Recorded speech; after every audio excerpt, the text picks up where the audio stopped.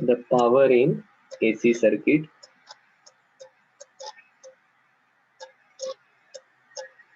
the power factor.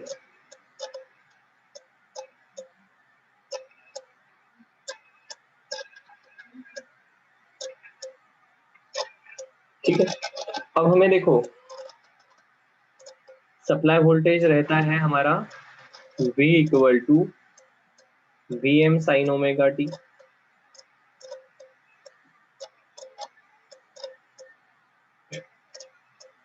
हमारा current रहेगा I equal to Im sine of omega t plus phi, कहां पर? In RLC circuit.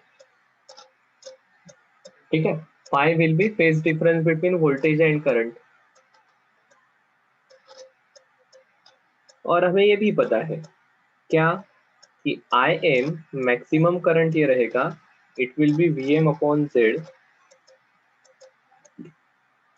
And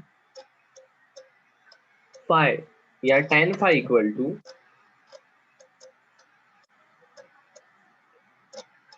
XC minus XL upon R। ठीक है,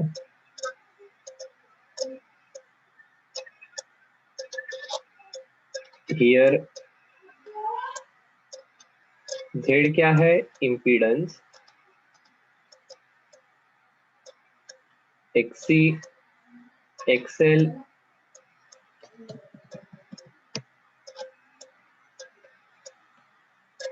R capacitive, inductive and resistive reactance. ठीक है, capacitive reactance, inductive reactance and resistance, ऐसा हम कह सकते हैं। अब देखो इंस्टेंटेनियस पावर क्या रहती है हमारी?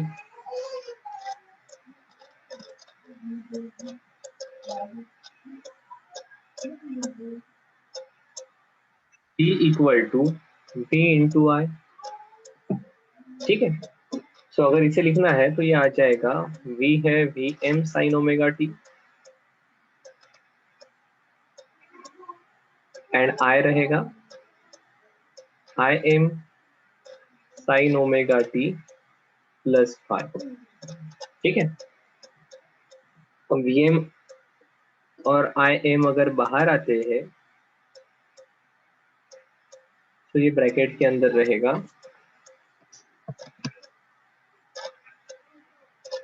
Sign omega t into sine omega t plus phi. ठीक है, ये एक्चुअली एक्सपेंशन है cos फाई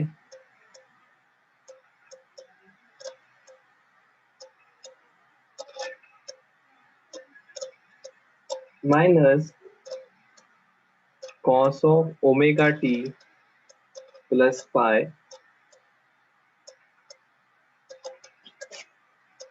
अपॉन 2।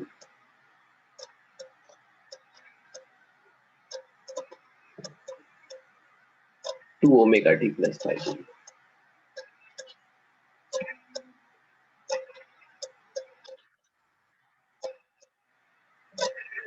ठीक है, cos phi minus cos of 2 omega t plus phi upon 2। अब देखो यहां से कांस्टेंट क्या है? तो Vm Im 2 इनकी वैल्यू चेंज नहीं होने वाली है। cos phi, phi is phase difference, ये भी चेंज नहीं होगा। ओनली वेरिंग क्वांटिटी है cos 2 omega t plus phi. ठीक है, टाइम के साथ चेंज होने वाली क्वांटिटी है cos of 2 omega t plus phi. So instantaneous power जो रहने वाली है ये इस प्रकार से इस फैक्टर पर डिपेंड करेगी। अब obviously we are interested in average power consumption.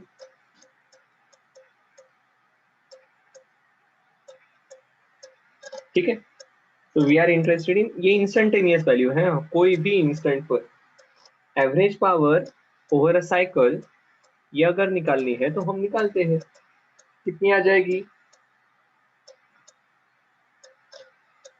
देखो वेरी होने वाला पार्ट कौन सा है, cos 2 omega t plus y, बाकी का तो वेरी होने वाला नहीं है। और अब आपको पता है over a cycle cos function की एवरेज वैल्यू कितनी आती है, कॉस फंक्शन की एवरेज वैल्यू क्या है,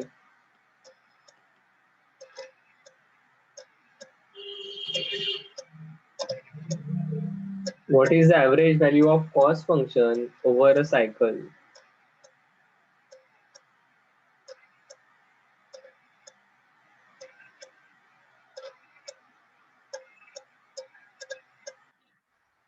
Therefore, average power consumption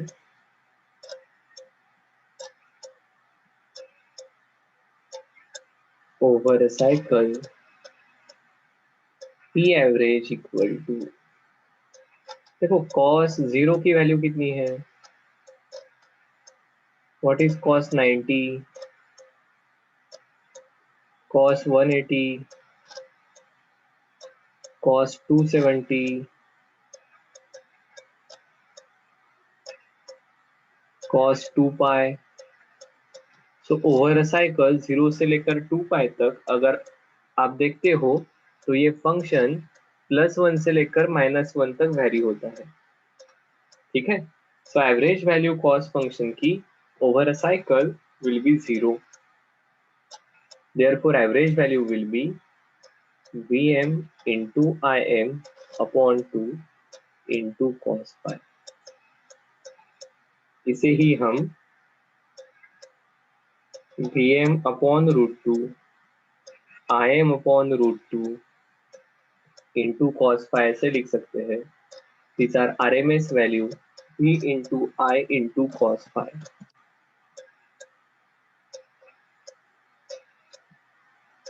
So average power consumption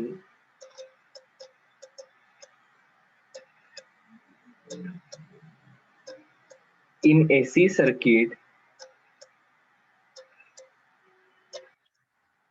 is not only dependent on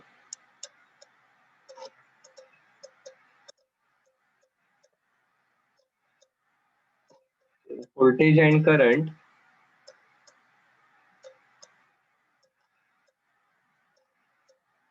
but also dependent on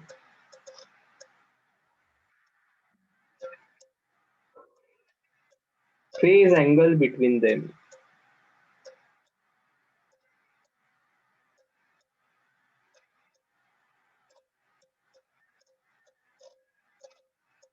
The quantity cos phi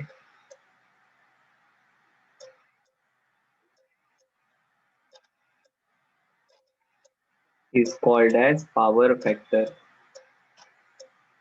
क्या कहा जाएगा इसे, is called as power factor of AC circuit, ठीक है।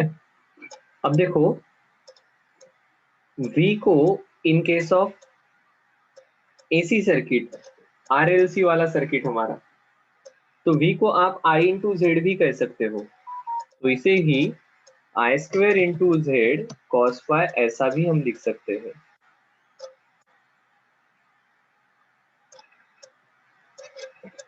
आई square into Z into cos phi,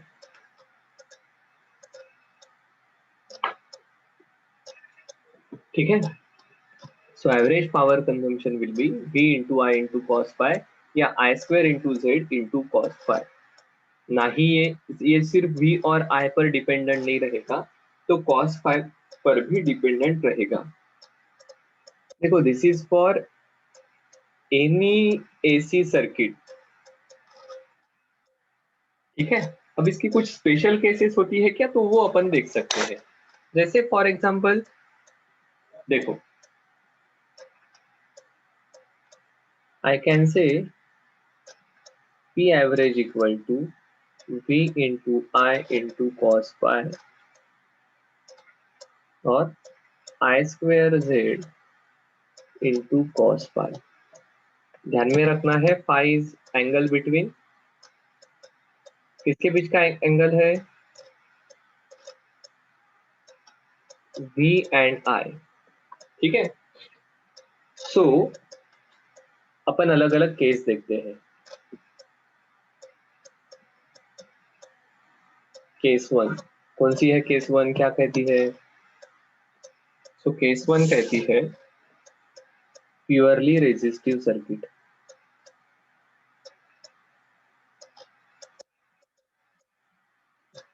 ठीक है, अब देखो हमने जो डायग्राम निकाली थी, फेज डायग्राम, फेजर डायग्राम, हमें याद है आरएलसी सर्किट के लिए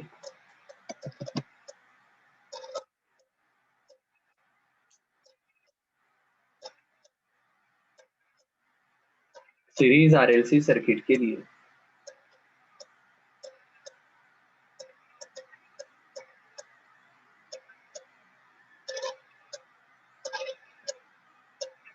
this is capacitor, resistor, inductor, और ये सीरीज में होने के कारण सभी के थ्रू करंट सेम रहेगा, सभी के थ्रू करंट सेम रहेगा।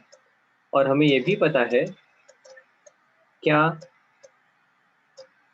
इन resistor V and I are in phase,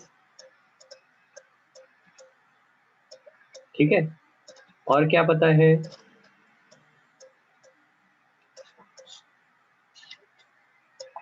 हमें ये भी पता है इन कैपेसिटर, चलिए इंडक्टर लिखते हैं,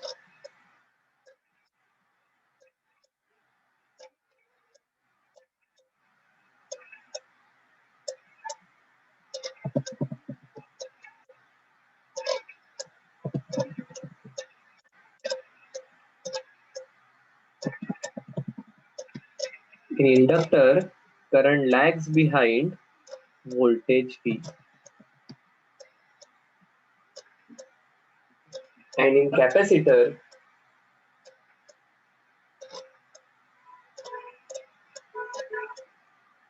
leads voltage V।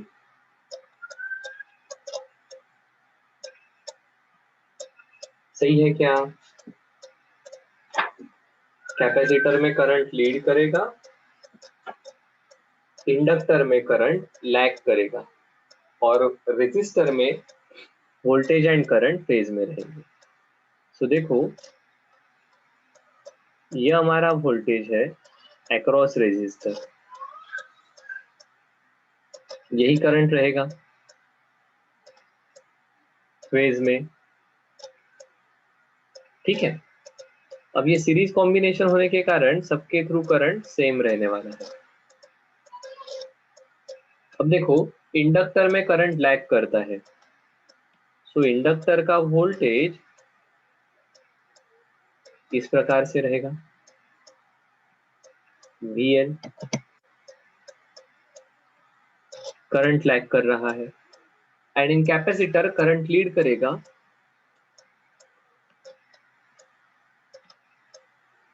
सो ये VC रहेगा। फिर हमने ये भी कहा कि ये VL और VC 180 डिग्री अपोजिट है, तो इनका नेट अपन निकाल सकते हैं, और वो VL माइनस VC है, ऐसा कुछ तो रहेगा, sorry VC minus VL, and if that is the case,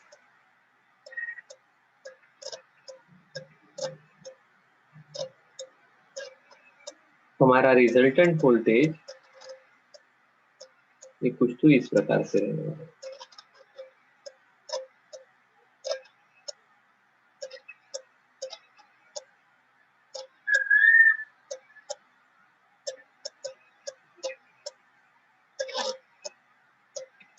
और this will be phi, this will be omega t, V equal to Vm sin omega t, I equal to I M sine omega t plus phi. ठीक है, ये diagram अगर ध्यान में है तो फिर हम आगे जा सकते हैं। जैसे अब पहली केस किसकी रहेगी?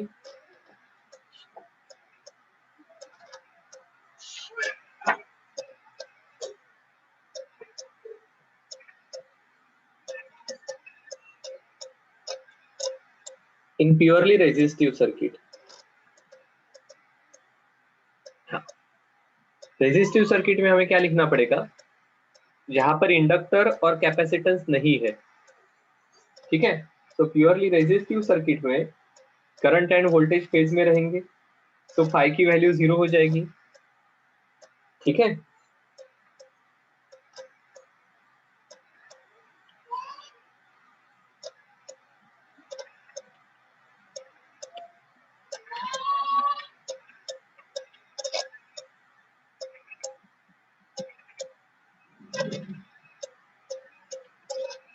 so V into I, power dissipation is maximum।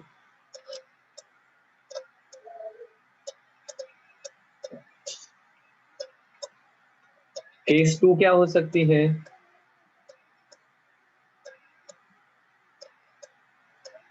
Purely inductive और कैपेसिटिव सर्किट।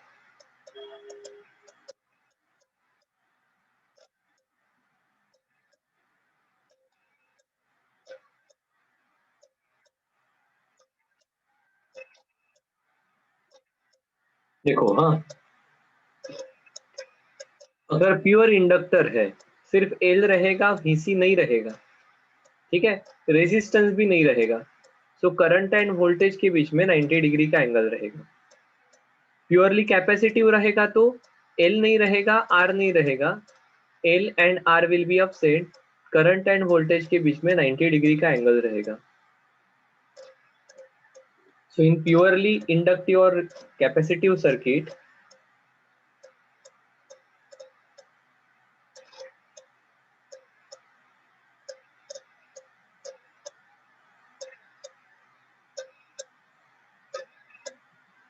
इनके बीच में एंगल π/2 का रहेगा। ठीक है, and if that is the case, P equal to V into I into cos π/2, ये आ जाएगा 0। ठीक है,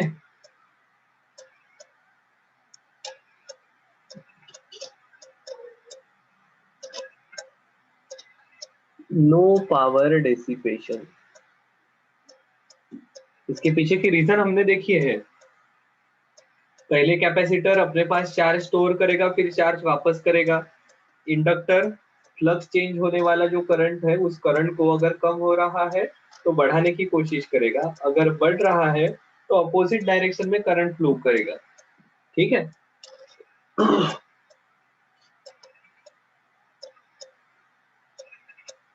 ये जो करंट रहेगा is called as wattless current.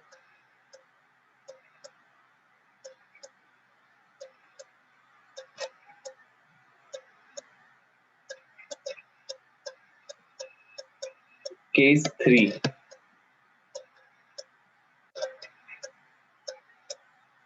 क्या हो सकती है? LCR series circuit.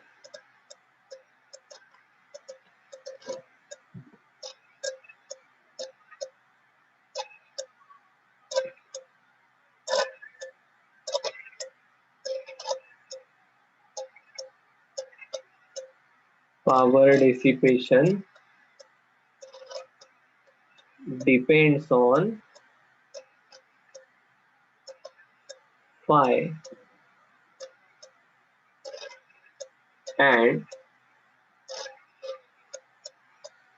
power is dissipated through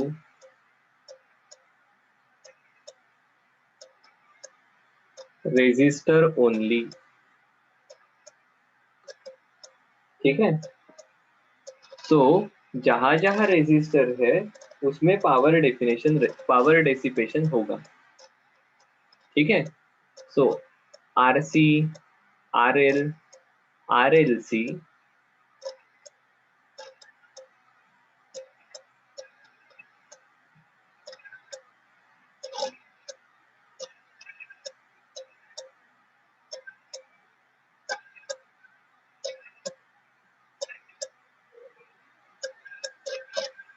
inductor and capacitor के थ्रू पावर डिसिपेट नहीं होगी। जो कुछ भी पावर डिसिपेशन है it will take place through resistor only. ठीक है। एंड अब रेजोनेंस के वक्त क्या होगा? अब रेजोनेंस के वक्त सर्किट में मेनली कैपेसिटेंस एंड इंडक्टर की वैल्यू इक्वल हो जाती है। कैपेसिटिव एंड इंडक्टिव रिएक्टेंस की वैल्यू इक्वल हो जाएगी। लिख लेते हैं।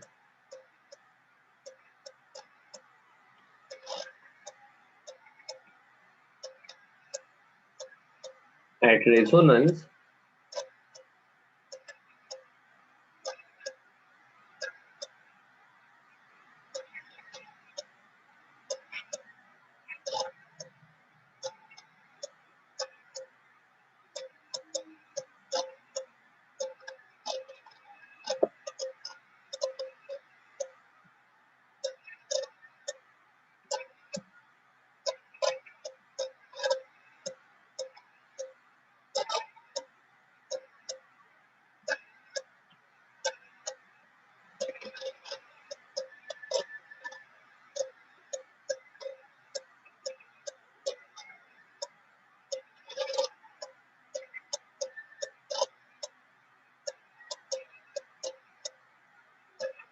power is dissipated in resistor only। ठीक है। सो आरएलसी सर्किट हो, एसी वोल्टेज हमने कनेक्ट किया है, मेन पावर डिसिपेशन ये रेजिस्टर के थ्रू होने वाला है। इसका मतलब इंडक्टर और कैपेसिटर पावर कंज्यूम नहीं करेगा, नहीं ये पावर कंज्यूम करेगा but it will return also. ठीक है। पावर ये वापस भी करते हैं, इसके कारण उनकी एवरेज पावर कंजम्पशन 0 रहती है। ठीक है। अब देखो, अगर ये पावर फैक्टर वाला पार्ट अगर ध्यान में आ गया तो अपन आगे जाते हैं। देखो आसान है, हमने कुछ भी अलग नहीं किया, हमने सिर्फ कहा कि पावर कंजम्पशन जो रहेगी वो क्या रहेगी। तो instantaneous power consumption will B voltage into current. उसको लिखा, वी एंड आई की वैल्यूज लिखी, वैल्यूज पुट करके हमारा एक रिलेशन आया। So this is instantaneous values. फिर हमने कहा इंस्टेंटेनियस ये वैल्यूज है, ये इंस्टेंटेनियस वैल्यूज है, तो over a cycle average values क्या रहेगी, इसलिए हम एवरेज वैल्यूज के पीछे गए। सो हमें ध्यान में आया कि यहाँ पर V m, I m, 2 cos phi ये सभी कांस्टेंट है। टाइम के साथ वेरी होने वाली एक ही क्वांटिटी, एक ही टर्म यहाँ पर है which is cos 2 omega t plus pi, और cos फंक्शन की average value over a cycle is 0। ठीक है। इसलिए एवरेज पावर आ गई V m I m upon 2 into cos phi. हमने 2 को √2 इंटू √2 लिखा just so that we can write Vm upon √2 is RMS value of voltage and Im upon √2 is IRMS of current। cos phi वैसे के वैसा, V को हम I into Z भी लिख सकते हैं, तो ये बन गया I स्क्वायर इंटू जेड।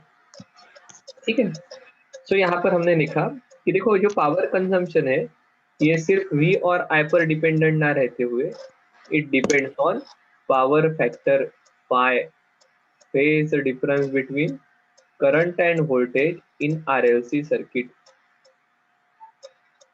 ठीक है। और फिर ये cos phi की अलग अलग केसेस समझ ली। क्या क्या केस है? प्योरली रेजिस्टिव, इंडक्टर और कैपेसिटर है ही नहीं, तो इस केस में पावर डिसिपेशन मैक्सिमम रहेगा। और प्योरली रेजिस्टिव सर्किट में करंट एंड वोल्टेज फेज में रहते हैं, तो power consumption simply V into I into cos phi रहेगा, cos 0 रहेगा, cos 0 की वैल्यू 1 है, तो पावर कंजम्पशन V इंटू आई रहने वाला है। इंडक्टिव या कैपेसिटिव जहां पर रेजिस्टेंस नहीं है तो वहां पर फेज डिफरेंस π/2 का रहेगा। ऐसे केस में पावर डिसिपेशन 0 रहेगा।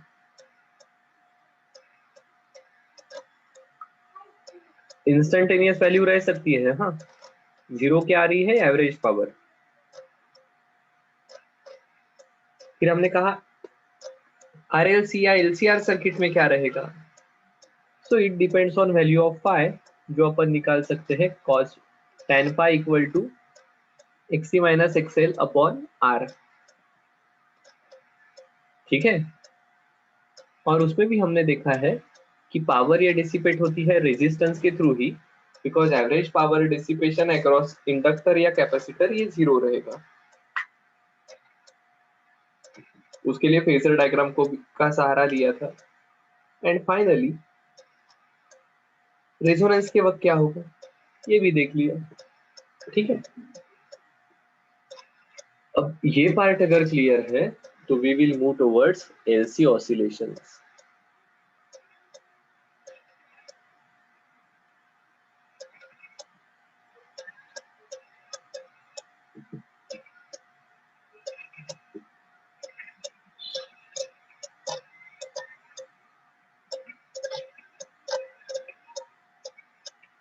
इंडक्टर या इंडक्टिव या कैपेसिटिव ऑसिलेशंस। ठीक है, अब एक तो चीज हमें पक्के से पता है,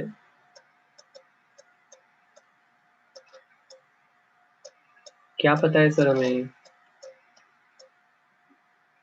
हमें पता है inductor and capacitor can store electrical and magnetic energy.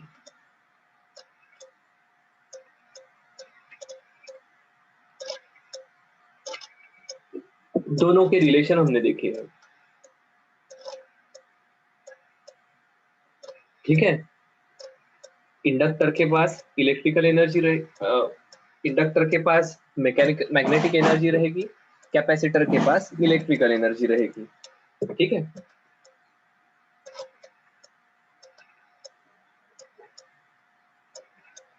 Sequence उल्टा लिखा मैंने। कैपेसिटर के पास रहेगी इलेक्ट्रिकल और इंडक्टर के पास रहेगी मैग्नेटिक। ठीक है, सो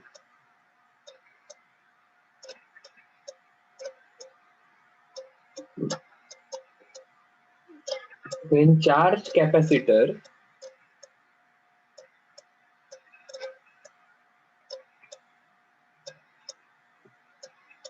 is connected to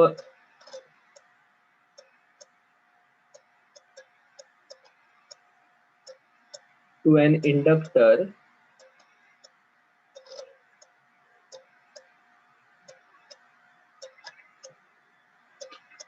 the charge on the capacitor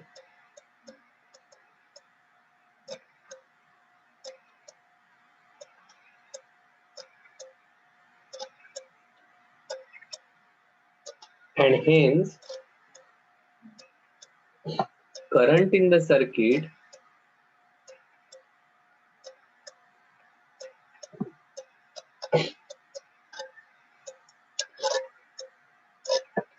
exhibits phenomenon of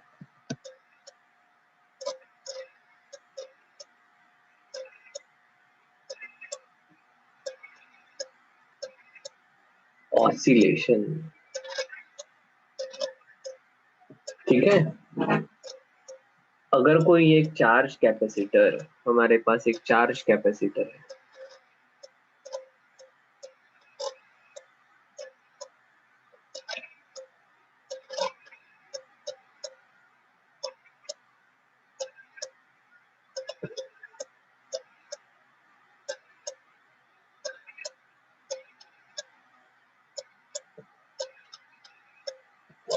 इसे कोई एक इंडक्टर कनेक्ट कर दिया,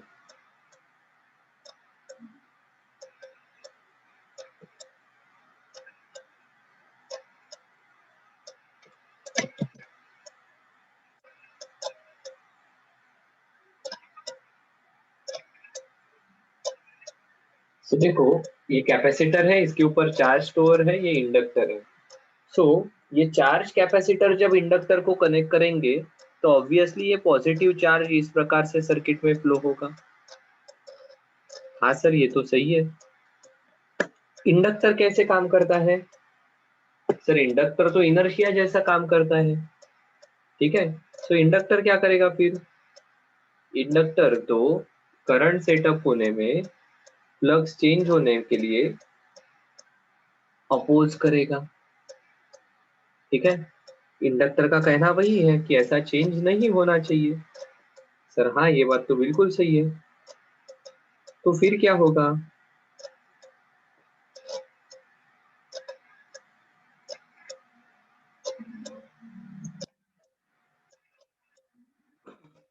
अगर ऐसी केस है तो देखो, शुरुआत में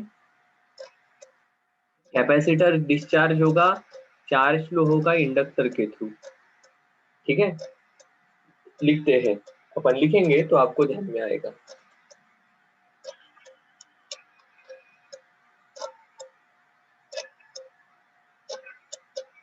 late Qm be the initial charge on capacitor।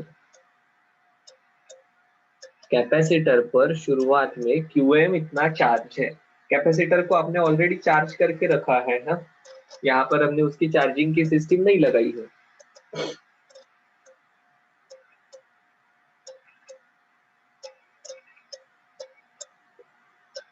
When capacitor is connected to inductor,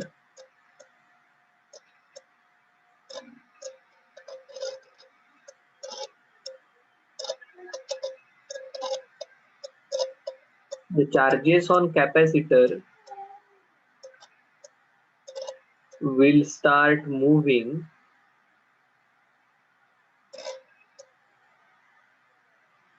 and hence charge on capacitor and hence charge on capacitor will start decreasing। क्या सही है क्या? जैसे ही ये पॉजिटिव और निगेटिव के बीच में कनेक्शन एस्टेब्लिश किया तो पॉजिटिव से ये चार्जेस निकलकर निगेटिव की तरफ जाएंगे। ठीक है, तो चार्जेस मूव होने लगेंगे, चार्जेस मूव होने लगेंगे तो करंट सेटअप होगा। ठीक है,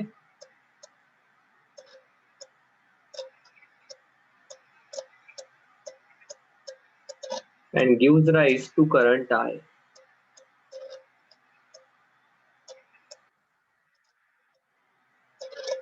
ठीक है, कोई एक चार्ज कैपेसिटर है, कोई एक चार्ज कैपेसिटर है, इसको वायर के थ्रू, इंडक्टर के थ्रू हमने कनेक्ट कर दिया। जिस मोमेंट पर कनेक्ट किया ये चार्जेस इसमें से फ्लो होने लगेंगे। ठीक है, क्योंकि इसके बीच में पोटेंशियल डिफरेंस है, so from higher potential to lower potential charges flow होने वाले हैं। इसके कारण क्या होगा? इसके कारण सर्किट में करंट एस्टेब्लिश होगा। तो सर्किट में करंट I एस्टेब्लिश हो रहा है। इसे इस्तेमाल कर देंगे।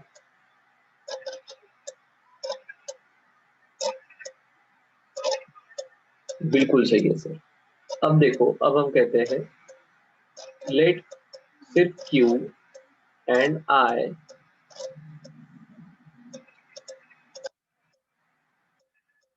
be the charges at instant t। charges and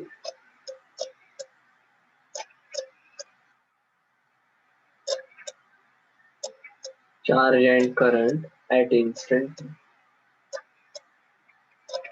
कोई भी t इंस्टेंट पर Q ये चार्ज है, I ये करंट है। Also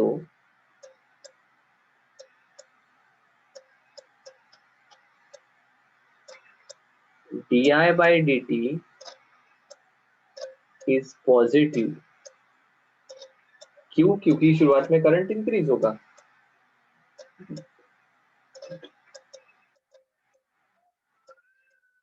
The induced EMF, then the induced EMF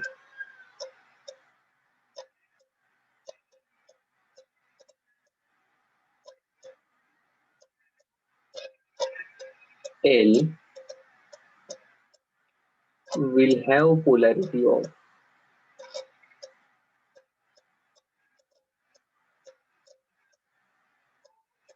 देखो charge positive to negative flow होगा, सो यहाँ पर पोलैरिटी बन जाएगी ये पॉजिटिव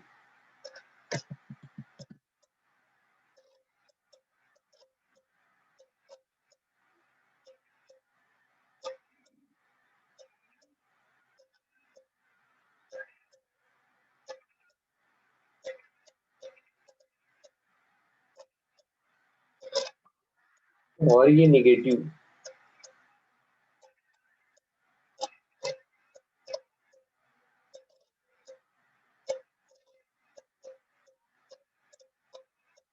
ठीक है, इसे ए कहा, इसे बी कहा, तो यहाँ पर आप कहने वाले हो V A is greater than V B. Obvious है सर। क्यों ऑब्वियस है? क्योंकि चार्जेस हमेशा higher potential to lower potential flow होते हैं। ठीक है,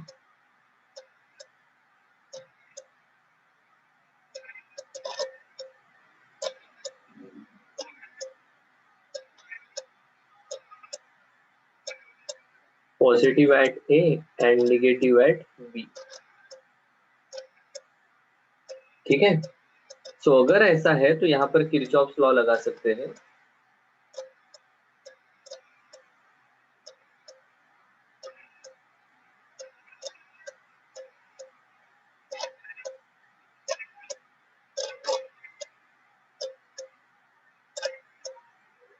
सो according to Kirchhoff's rule, capacitor के अक्रॉस का पोटेंशियल क्या रहेगा? Q by C minus L d I by d t. Circuit में और कोई पोटेंशियल है क्या? नहीं, तो net potential will be zero. ठीक है, हियर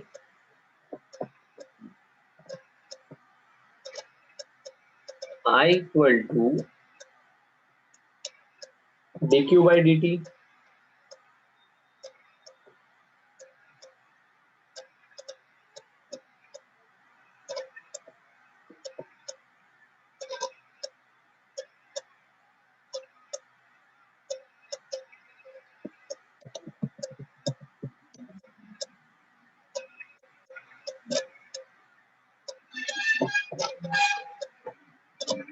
ठीक है, माइनस साइन क्यों आया? क्योंकि जैसे जैसे टाइम बढ़ते जाएगा, ये कैपेसिटर ऑलरेडी चार्ज है, उसके ऊपर का चार्ज कम होगा।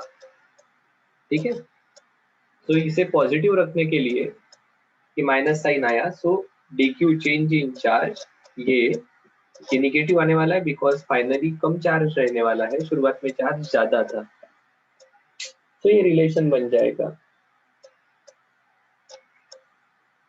यहाँ पर पुट किया है, माइनस आई को minus d q by d t put कर दिया, तो ये हो जाएगा L d two q upon d t square plus q by C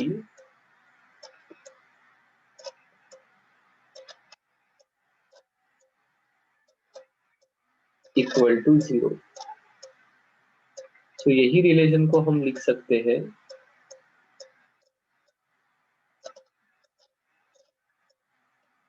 D two q by d t square plus q upon L C equal to zero.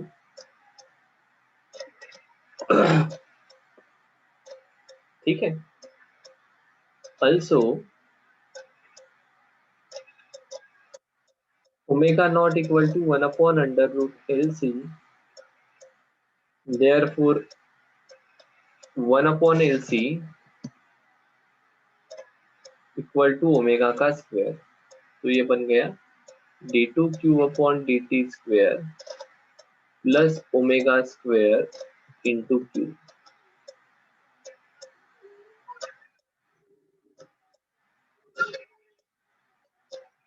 Equal to 0। अब देखो this is second order differential equation और इसका solution रहता है q equal to qm cos of omega not into t plus phi. ठीक है, where qm is maximum charge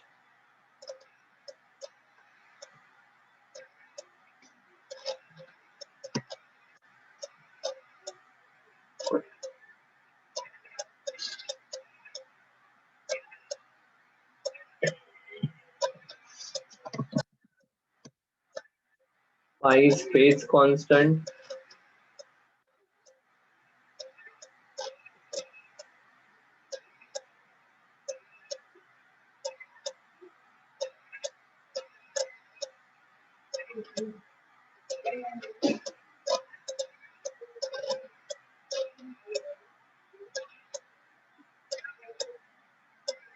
और शुरुआत में एट t इक्वल टू 0 ये कैपेसिटर फुल्ली चार्ज था तो maximum current t equal to 0 पर था।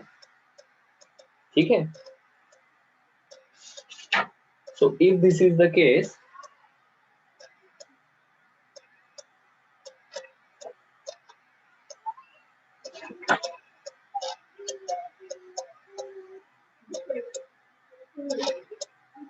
देखो t इक्वल टू 0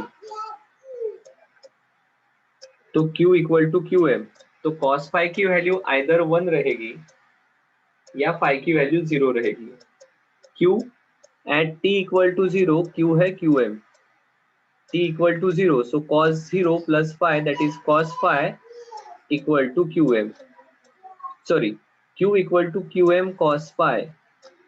ठीक है, बट q की वैल्यू क्या है qm, so qm equal to qm cos phi, तो cos phi की वैल्यू डेफिनेटली 1 रहनी चाहिए। इसका मतलब phi की वैल्यू 0 रहनी चाहिए। ठीक है, देयरफॉर phi इक्वल टू 0 और cos phi इक्वल टू 1। ठीक है, क्यों लिखा ऐसा? बिकॉज t इक्वल टू 0 पर q इक्वल टू qm रहेगा। अगर ऐसा है तो q का सॉल्यूशन क्या बन जाएगा? cos phi की वैल्यू 1 है तो ये बन जाएगा q equal to qm omega t। So ये बन जाता है charge at any instant q equal to qm cos of omega not into t। ठीक है, एंड हेंस करंट बन जाएगा minus dq by dt, that is I equal to minus cos का derivative minus sine omega t into omega not into t. ठीक है,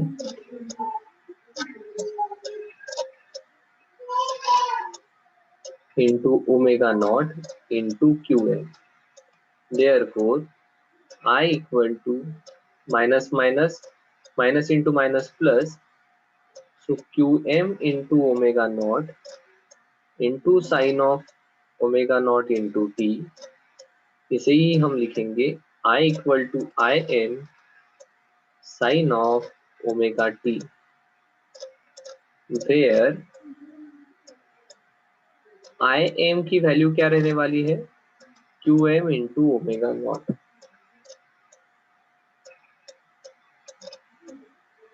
ठीक है, so देखो हुआ क्या, करंट रहेगा I M sine omega T. ठीक है, और चार्ज है Q M cos omega T. अब फिजिकली इसका मतलब क्या है देखते हैं।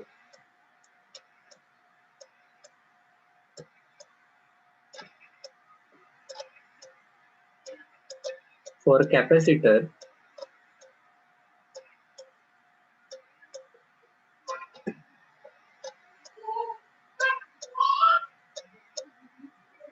with initial charge Qm,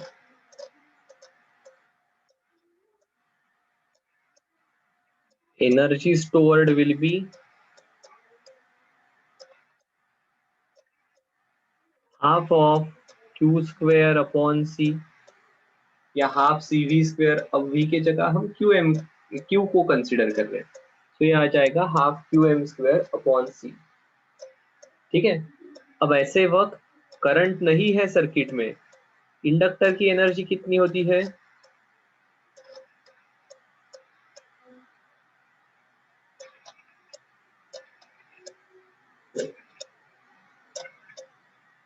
half Li square, but at t equal to 0,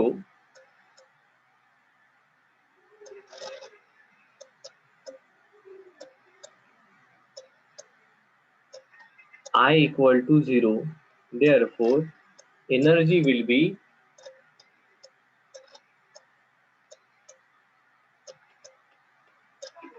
half Li square, ये वैल्यू 0 रहेगी. सो टोटल एनर्जी कितनी रहेगी सर्किट की?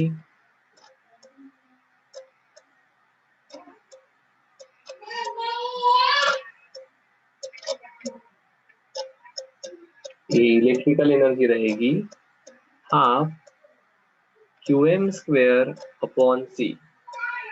ठीक है. अब होगा क्या, तो ये रिलेशन तो आ गया, this will be total maximum energy.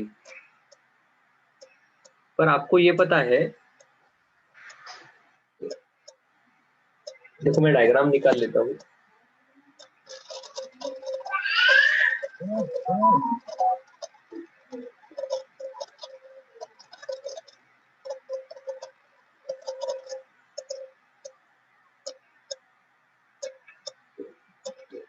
शुरुआत में चार्ज है, ये फुल्ली चार्ज है, एक दूसरे इसके बीच में इंडक्टर को जब कनेक्ट किया तब करंट फ्लो होने लगेगा.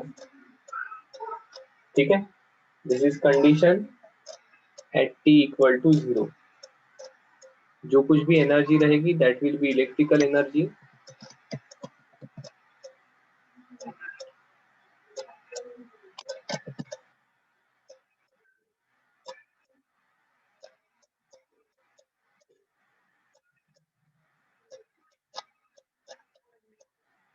चार्ज कम हुआ,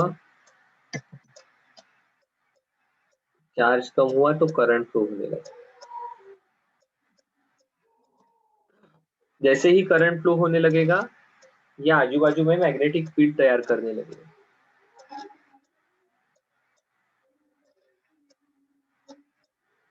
ठीक है.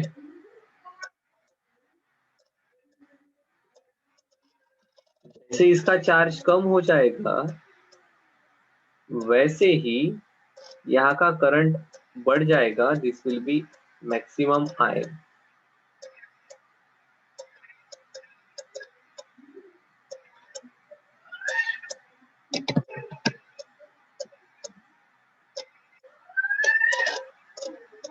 ठीक है. अब यहाँ पर करंट सेटअप हो गया, फील्ड स्ट्रांग हो जाएगी.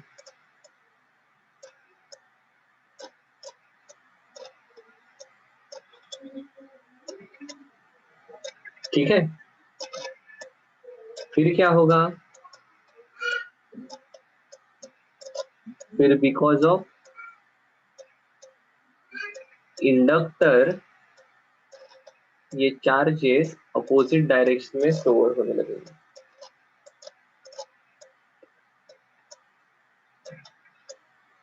फाइनली ये अपोजिट डायरेक्शन में कंप्लीटली चार्ज हो जाएगा.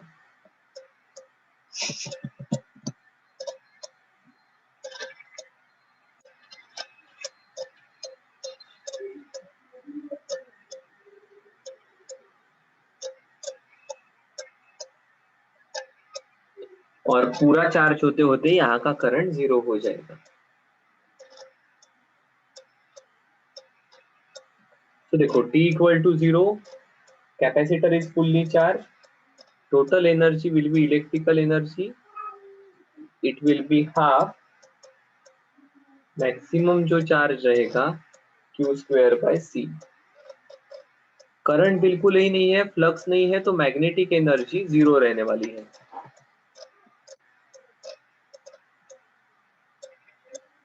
ठीक है, जैसे ही अभी चार्जेस का फ्लो होने लगा, करंट भी आ गया, तो चार्ज भी कम हो जाएगा और करंट फ्लो हो रहा है तो फ्लक्स भी आएगा। सो डेफिनेटली इसकी वैल्यू अब पहले से कम हो जाएगी पर जीरो नहीं रहेगी। मैग्नेटिक फील्ड के फॉर्म में भी एनर्जी स्टोर्ड रहेगी, वो जीरो नहीं रहेगी क्योंकि यहाँ पर फ्लक्स डेवलप हो रहा है। अब क्या हो गया, ये पूरा डिस्चार्ज हो गया। जैसे ही ये डिस्चार्ज हो जाएगा, इलेक्ट्रिकल एनर्जी जीरो हो जाएगी और ये मैग्नेटिक एनर्जी बन जाएगी हाफ Li स्क्वेयर। ठीक है, अब क्या हुआ, अब फिर से ये चार्ज होने लगेगा। अब हम फिर से कहेंगे इलेक्ट्रिकल एनर्जी जीरो नहीं रहेगी, मैग्नेटिक एनर्जी भी जीरो नहीं रहेगी, बट हाफ Li स्क्वेयर इतनी भी नहीं रहेगी। क्यों? क्योंकि अब करंट की वैल्यू कम होने लगेगी।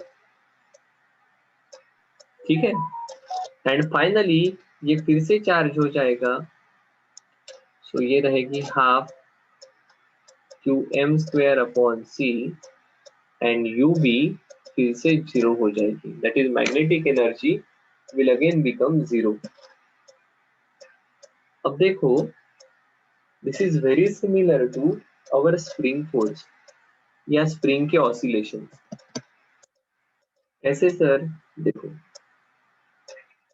शुरुआत में ये स्ट्रेच स्प्रिंग है, पूरी की पूरी एनर्जी ये पोटेंशियल एनर्जी रहेगी। जैसे ही आप इसे रिलीज करोगे, ये पोटेंशियल प्लस काइनेटिक के फॉर्म में स्टोर्ड कन्वर्ट हो, पोटेंशियल प्लस काइनेटिक के फॉर्म में खुद को एग्जिबिट करेगी, ये इधर वापस जाते हुए रहेगा।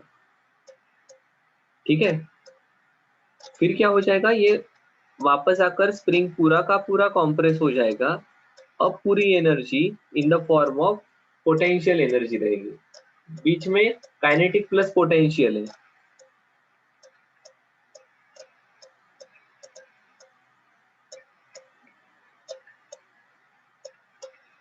ठीक है, अब क्या होगा, अब ये फिर से अपने ओरिजिनल कंडीशन पर जाने की कोशिश करेगा।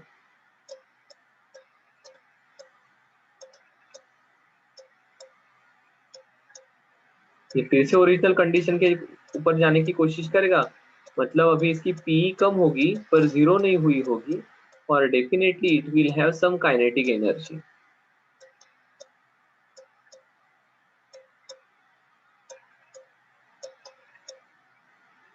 ठीक है, और इस प्रकार से ये ऑसिलेट होते रहेगा।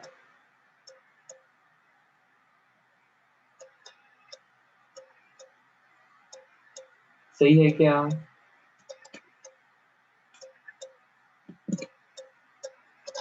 शायद से एक स्टेप मैंने बीच में दिखाने चाहिए।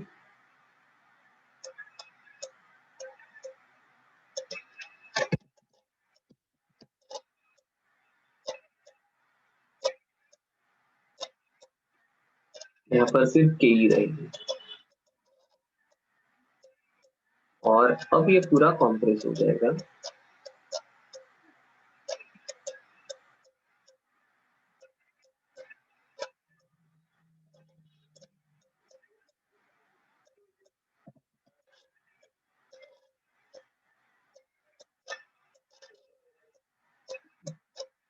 फिर से टोटल एनर्जी पोटेंशियल रहेगी।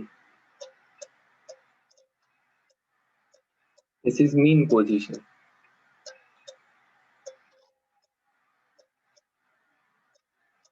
Fully compressed.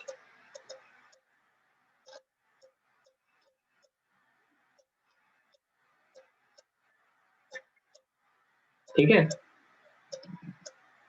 तो देखो शुरुआत में पूरी जैसे यहाँ पर पोटेंशियल एनर्जी है, वैसे यहाँ पर electrical energy, magnetic energy zero. जैसे ही रिलीज किया, थोड़ी सी पोटेंशियल काइनेटिक में कन्वर्ट हुई काइनेटिक प्लस पोटेंशियल रहती है, वैसे यहाँ पर इलेक्ट्रिक प्लस मैग्नेटिक रहेगी। मीन पोजीशन पर आ जाएगा, पूरी पोटेंशियल काइनेटिक में कन्वर्ट हो गई, पूरी इलेक्ट्रिकल मैग्नेटिक में कन्वर्ट हो गई, करंट की वैल्यू मैक्सिमम है। ठीक है, अब क्या हुआ, ये कैपेसिटर अपोजिट डायरेक्शन में चार्ज होने लगेगा और अब ये जो मैग्नेटिक एनर्जी है ये अगेन फिर से इलेक्ट्रिकल एनर्जी में स्टोर्ड होने लगेगी। मैग्नेटिक एनर्जी की वैल्यू कम, इलेक्ट्रिक एनर्जी की कुछ वैल्यू रहेगी। ठीक है, जैसे ये मीन पोजीशन से आगे जाएगा तो काइनेटिक फिर से पोटेंशियल में स्टोर्ड होने लगेगी एंड फाइनली ये फुल्ली कॉम्प्रेस्ड हो जाएगा, फिर से पूरी एनर्जी पोटेंशियल एनर्जी के फॉर्म में ऑब्जर्व होगी। वैसे ये अपोजिट डायरेक्शन में चार्ज हो जाएगा और यहाँ पर फिर से इसकी energy half Q M square upon C इस प्रकार से रहेगी। अब this is only half oscillation. ठीक है, this is very analogous to spring, इसलिए इस पार्ट को एलसी ऑसिलेशंस कहते हैं। ठीक है, इसलिए इस पार्ट को एलसी ऑसिलेशंस कहते हैं। आज हम यहाँ पर रुकेंगे।